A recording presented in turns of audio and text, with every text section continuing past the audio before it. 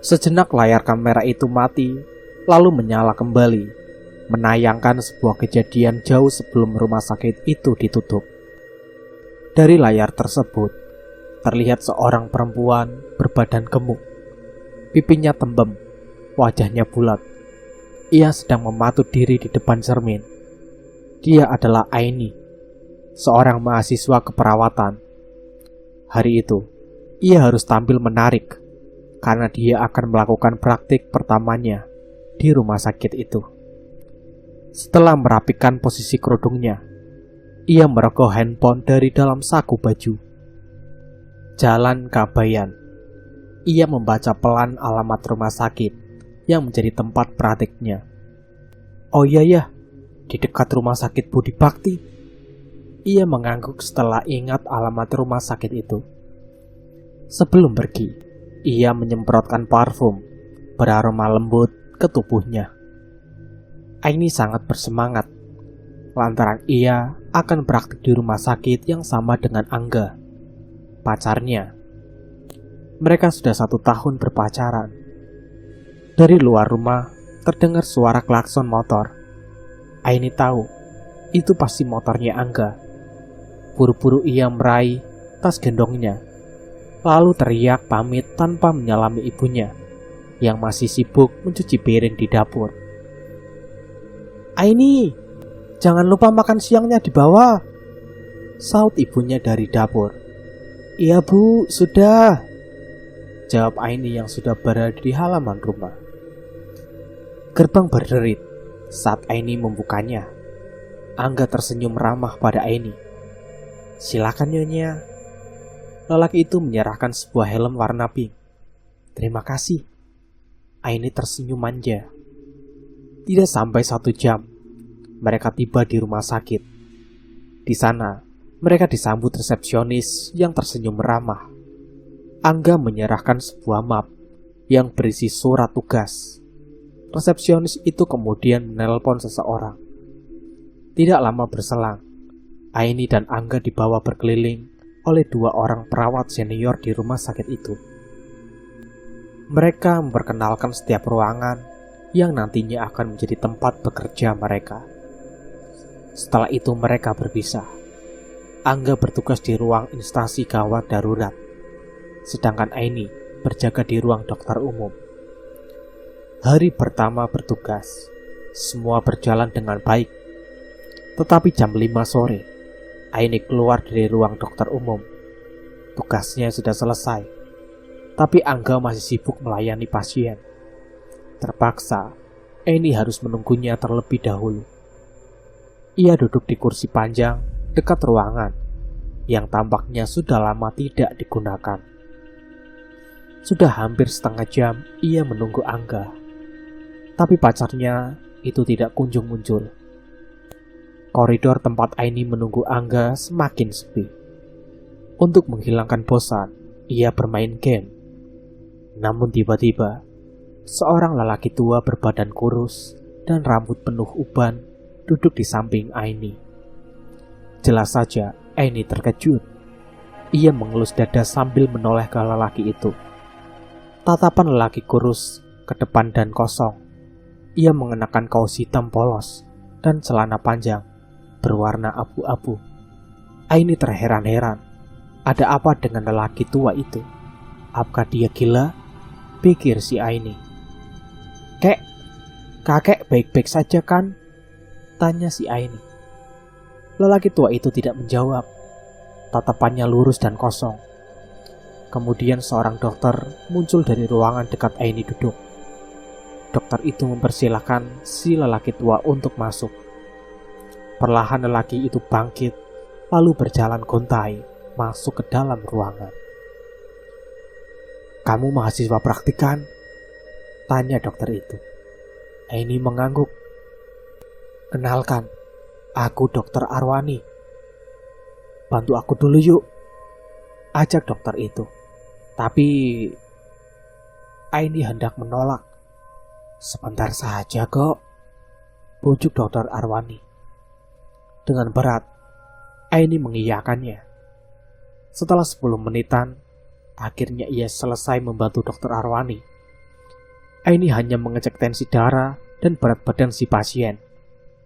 Dokter Arwani tersenyum padanya dan mengucapkan terima kasih. "Kamu pintar ya," kata Dokter Arwani sambil tersenyum. "Terima kasih, Dok. Apa saya boleh pulang sekarang?" "Oh iya, silakan," jawab Dokter Arwani. Aini keluar dari ruangan itu, lalu duduk kembali di kursi panjang. Selang beberapa menit, muncullah Angga dari kejauhan. Ia melambaikan tangan sambil tersenyum pada Aini. "Ih, ya ampun, lama banget sih." Aini menampakkan wajah marahnya. "Maaf, tadi malah suruh ngehandle pasien lagi," kata si Angga. "Aduh, saking lamanya nunggu kamu. Aku tadi sampai disuruh ngelayanin pasien lagi. Keluh Aini. "Ah, serius?" "Iya, sama Dokter Arwani. Nih, di ruangan ini." Betapa terkejutnya Aini saat melihat pintu ruangan itu dipaku rapat. Pada bagian pintunya ada tulisan "Dilarang masuk". Aini berjalan perlahan mendekati jendelanya. Ada celah tirai yang sedikit terbuka. Ia mengintip dari celah tersebut. Tidak tampak seperti saat Aini masuk. Ruangan itu seketika seperti gudang. Banyak sarang laba-laba, menjuntai, dan barang-barang bekas yang bertumpuk di dalam. Aini masih bingung dengan apa yang ia alami kemarin malam. Ia jelas-jelas bertemu Dokter Arwani, menangani pasien. Tapi, kenapa tiba-tiba ruangan itu berubah menjadi gudang kosong? Ia lalu menceritakan kejadian itu pada ibunya. "Nama dokternya siapa tadi kamu bilang?" "Dokter Arwani, Bu." Bu Hani hanya terdiam sejenak. "Kenapa, Bu?" Gak apa-apa.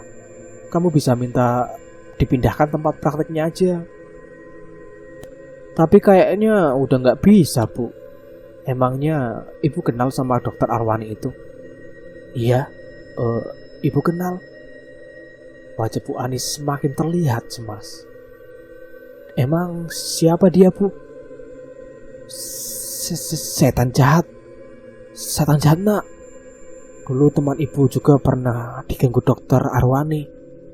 Ibu gak tahu kalau kamu praktek di rumah sakit itu.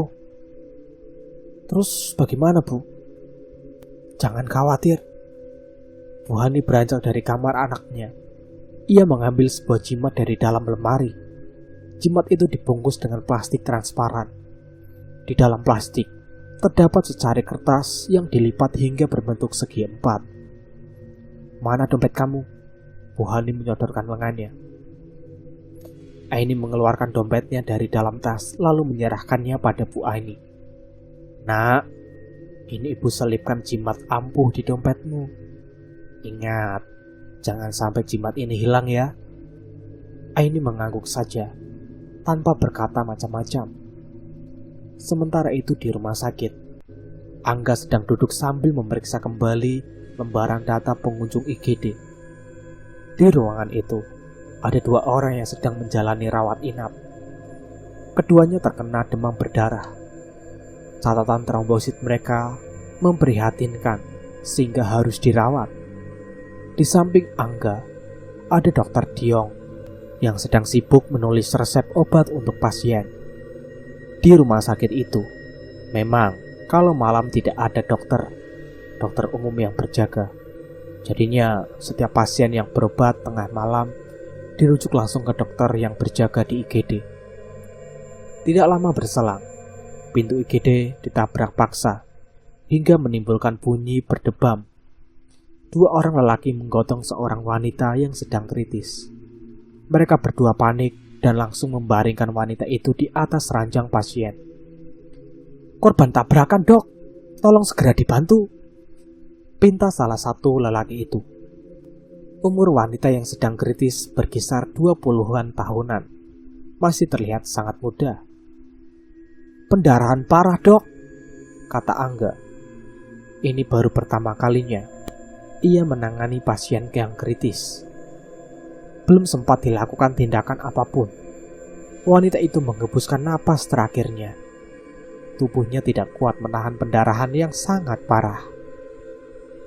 Dia sudah meninggal. Apa bapak-bapak ini keluarganya? Tanya Dokter Diong. Mereka berdua menggelengkan kepala. Bukan dok. Jadi tadi wanita ini ikutan balap liar. Dan sebelum sampai di garis finish, dia mengalami kecelakaan tunggal dok. Lalu kalian siapanya? Kami penonton dok. Di sana tadi nggak ada yang mau bawa wanita ke rumah sakit. Pada takut mereka. Kalian tahu siapa wanita ini? Tanya si dokter. Mereka lagi-lagi menggelengkan kepala. Apakah kalian menemukan KTP wanita ini? Enggak dok, lihat saja. Dia bahkan nggak bawa dompet. Angga, tolong bawa dulu ke kamar mayat ya. Baik dok. Mayat perempuan tanpa identitas itu dibaringkan di atas berangkas. Lalu Angga mendorongnya menuju kamar mayat. Sementara Dokter Diong masih berbincang dengan kedua lelaki tadi. Sesampainya di kamar mayat, Angga disambut oleh seorang lelaki yang sedang berjaga. Ya, masuk. Sambut lelaki penjaga kamar mayat. Dia sudah tua, rambutnya hitam berselang putih. Badannya kurus kering, sampai-sampai urat di lengannya terlihat menonjol. Sebentar ya, saya kasih penanda dulu mayatnya. Lelaki tua tampak sibuk mencari sesuatu di saku baju dan celananya. Aduh, kunci lemarinya hilang.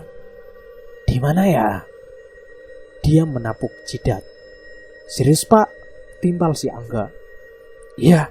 Oh, kayaknya ketinggalan di toilet. Kamu tunggu di sini dulu ya. Saya mau ambil kunci dulu. Oke pak, jangan lama-lama ya pak. Akhirnya Angga ditinggal sendirian di kamar mayat itu. Selang beberapa menit, lelaki tua itu tidak kunjung muncul. Angga mulai gelisah. Ia mondar-mandir ke mulut pintu. Sesekali mengecek jam tangannya. Ia harus segera ke IGD lagi. Mas? Tanpa Angga duga, terdengar suara seorang wanita menyapanya. Ia menoleh ke belakang. Betapa terkejutnya. Terkejutnya Angga saat melihat mayat wanita itu duduk sambil tersenyum padanya. Kedua mata wanita itu masih terpejam. Angga berteriak ketakutan, lalu lari sekuat tenaga menuju ruangan IGD. Dengan terengah-engah, ia menjelaskan apa yang barusan dilihatnya pada Dokter Diong. Jelas saja, Dokter Diong terkejut mendengar penjelasan Angga. Mereka lalu bergegas menuju kamar mayat. Setibanya di sana, mayat itu sudah terbaring kembali di atas berangkar dan tentunya tidak bernyawa. Ah, kamu ngada-ngada saja. Dokter Diong kesal pada Angga. Ada apa ya dok? Tanya penjaga kamar mayat. Sumpah dok, tadi aku lihat wanita itu hidup lagi. Serga Angga yang tetap ngotot kalau dia tidak salah lihat. Kayaknya kamu kebanyakan nonton film horor. Timbal Dokter Diong. Hah? Hidup lagi? Kamunya aja kali yang penakut. Hahaha. Penjaga kamar mayat tertawa mendengar perkataan Angga. Ya sudah, ayo kerja lagi. Dokter Diong beranjak dari sana. Sedangkan Angga masih berdiri di mulut pintu sambil menatap mayat wanita itu. Ia merasa ada yang tidak beres dengan rumah sakit ini. Lewat tengah malam, Angga pergi keluar rumah sakit untuk beristirahat. Kebetulan tempat di depan rumah sakit ada pedagang nasi goreng. Ia menghampiri pedagang itu dan duduk di bangku pelanggan. Sudah lama mangkal di sini bang? Tanya Angga dalam basa basi. Wah, sudah belasan tahun mas, jawab pedagang nasi goreng sambil sibuk memasak. Sudah lama ya bang? Ya mas, saya betah mangkal di sini. Tidak perlu menunggu lama. Nasi goreng pesanan Angga akhirnya siap dihidangkan. Aromanya menggoda. Angga makan dengan lahap sambil sesekali memainkan handphonenya. Bang, nasi goreng satu. Terdengar suara lembut seorang wanita memesan nasi goreng. Baik mbak, kata pedagangnya. Angga terlalu fokus dengan makanan dan handphonenya. Ia tidak sempat menoleh pada wanita itu. Pedas gak mbak? Enggak bang, saya nggak suka pedas. Tidak sengaja, Angga menoleh ke arah wanita itu dan ia terkejut. Karena ternyata yang sedang memesan nasi goreng adalah pasiennya yang baru saja meninggal akibat kecelakaan tadi. Sontak, Angga memuntahkan nasi yang belum selesai ia kunyah. Setan! Angga panik. Ia tidak melihat keberadaan tukang nasi goreng. Angga berdiri, hendak kabur. Tapi, tiba-tiba tukang nasi goreng berdiri di hadapannya tanpa kepala. Mau kemana? Bayar dulu mas. Tukang nasi goreng itu menodongkan tangan kanannya. Ia meminta bayaran. Angga jatuh pingsan melihat kejadian menyeramkan itu. Keesokan paginya, ia sudah terbaring di ruang rawat inap. Semenjak kejadian itu, Angga tidak masuk praktik selama 3 hari. Ia masih trauma dengan apa yang ia alami. Aini sudah membujuknya untuk kembali bertugas, tapi Angga tetap tidak mau. Dia bahkan ingin pindah lokasi praktik. Kita harus pindah atau mengundurkan diri. Rumah sakit itu sudah angker sayang, kata Angga saat Aini menjenguknya di rumah. Aku sudah mengajukannya ke pihak kampus, tapi malah ditolak. Kita harus tetap menyelesaikan praktik di rumah sakit itu. Enggak, itu terlalu bahaya. Aku yakin rumah sakit itu sarang setan. Hus, jangan sembarangan kalau ngomong sayang, potong Aini.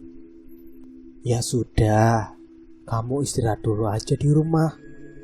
Ingat kata-kata aku, jangan mengundurkan diri ya. Di lain waktu, giliran Aini yang berjaga malam. Sama seperti Angga, ia juga mengalami kejadian aneh. Malam itu, rumah sakit sepi pengunjung. Aini keluar dari toilet, lalu melihat jejak kaki seorang di lantai. Jejak itu berlumpur. Aini lalu mengikutinya. Semakin diikuti, jejak itu ternyata mengarah ke kamar mayat yang pintunya terbuka. Lampu ruangannya mati. Aini menyalakan senter handphonenya. Karena sangat penasaran, ia pun masuk ke dalam kamar mayat. Sampai memanggil Pak Lukman, si penjaga. Pak Lukman, Pak. Namun di sana tidak ada siapa-siapa.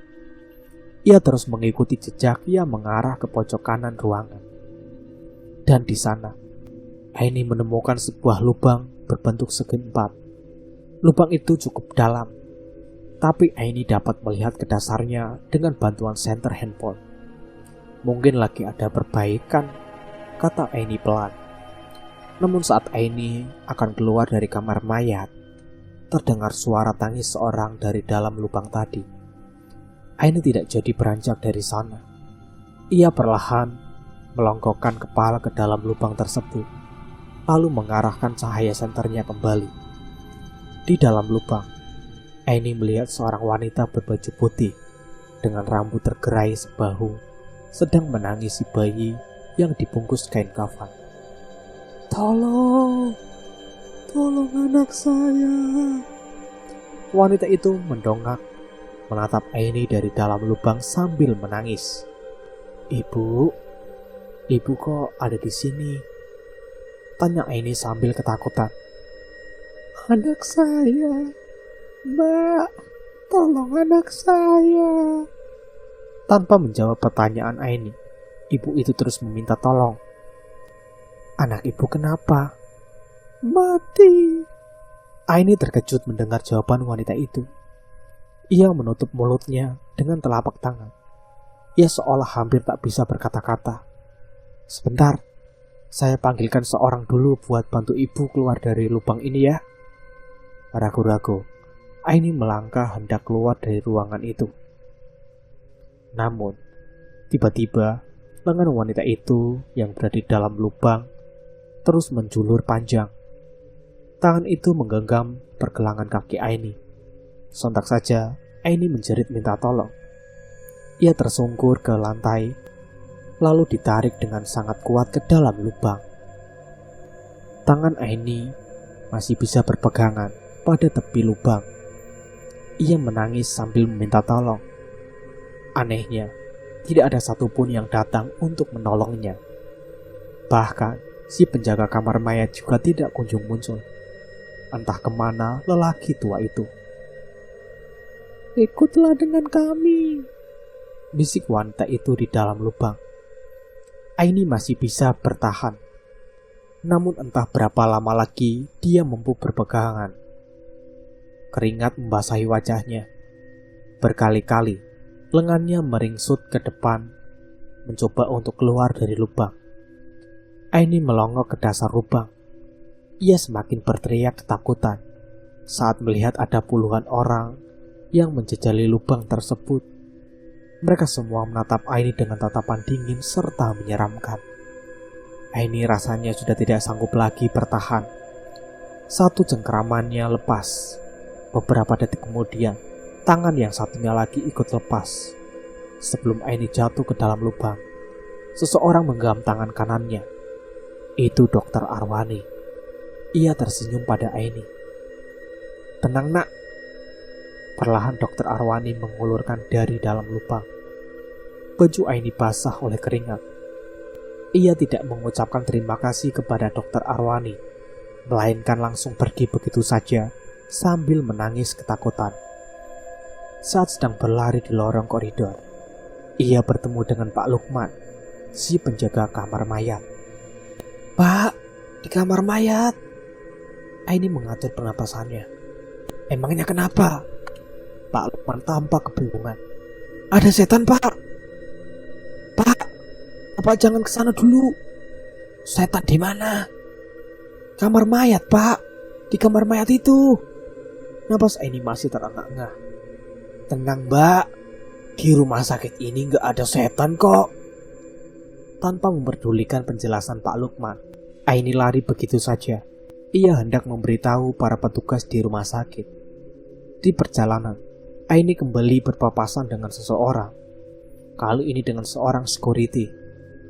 "Pak Ruslan, tolong Pak. Ada setan di kamar mayat, Pak." Pak Ruslan tidak terlihat kaget atau panik. Ia malah santai saja. "Jangan heran, Pak.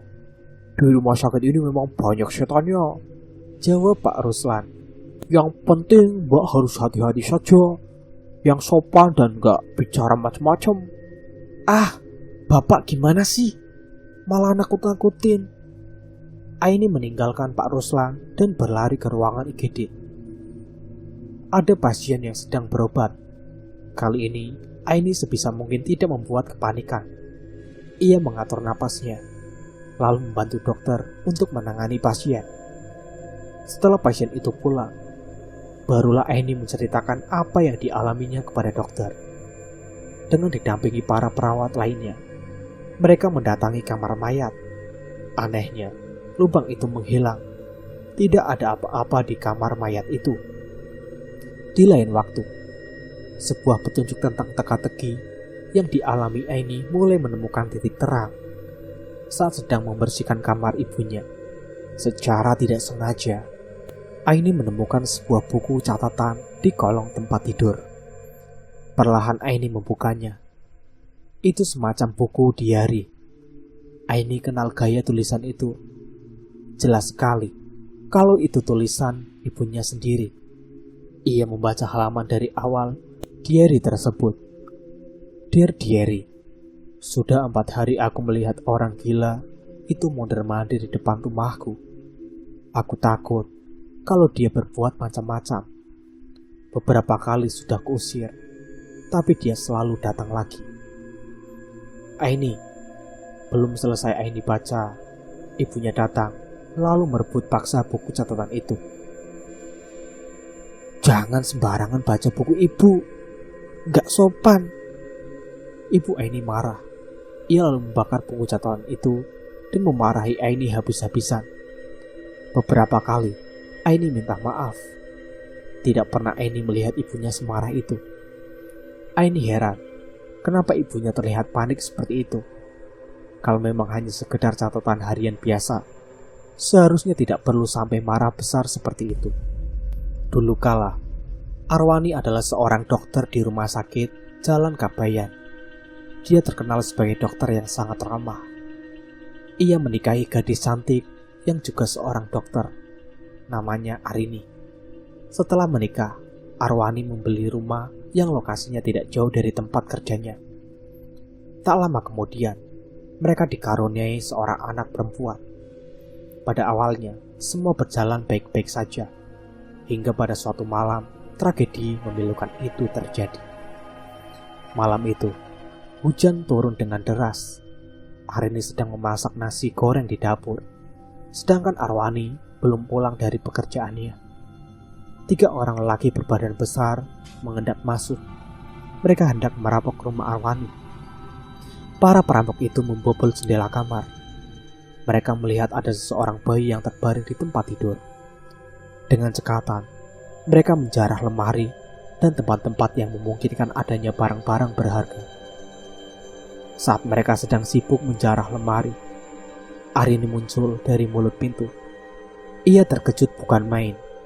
Seorang lelaki yang membawa linggis memukul kepala Arini dengan sangat keras, membuatnya jatuh berdebam ke lantai. Darah mengucur membasahi lantai. Salah satu dari maling itu memeriksa keadaan Arini. Benturan di kepala Arini sangat keras hingga membuatnya tewas seketika. Untuk lebih memastikannya, lelaki itu memeriksa denyut nadi di pergelangan tangan Arini. "Gawat bro, dia tewas. Elu sih, mukulnya terlalu keras." Ia memarahi rekannya. "Terus bagaimana ini?" tanya salah satu dari mereka. "Biarkan saja," jawab lelaki yang sepertinya menjadi pemimpin di komplotan itu. "Lalu bayinya ini gimana?" "Biarkan saja. Si dokter itu pasti masih di rumah sakit." Setelah mereka mengantongi barang-barang berharga, mereka bergegas pergi meninggal Arini yang terkapar tidak bernyawa. Bayi Arini menangis kencang, tapi tidak ada tetangga yang datang ke rumah itu. 2 jam kemudian, Arwani akhirnya pulang. Ia heran kenapa istrinya tidak berkunjung membukakan pintu. Dilihatnya jendela kamar terbuka. Arwani mulai curiga, lalu buru-buru masuk melalui jendela tersebut. Dan betapa terkejutnya saat ia melihat Arini terkapar tidak bernyawa di lantai. Ia menangis, tidak karuan sambil meminta tolong. Tidak pernah terlintas dalam benak Arwani kalau ia akan kehilangan istrinya secepat ini. Setelah kejadian tragis itu, Arwani sering melamun sendiri, hingga akhirnya dia menjadi gila. Ia tidak pernah bekerja kembali. Bayinya tidak terurus, lalu diadopsi oleh Bu Ani, tetangganya sendiri. Semakin hari kondisi Arwani semakin parah. Ia pergi dari rumah dan menjadi gelandangan. 3 tahun Arwani menghilang.